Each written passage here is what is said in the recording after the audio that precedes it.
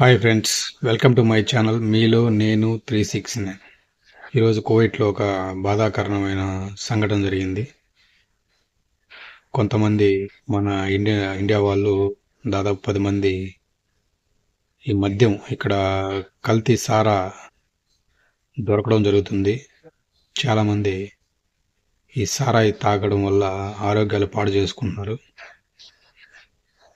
ఈరోజు ఆ కల్తీ మద్యం తాగి 10 మంది అసూలు బాశారు, చనిపోయినారు. ఇంత దూరం వచ్చి ఫ్యామిలీ కోసం ఎన్నో ఆశలతో వస్తాం ఇక్కడికి.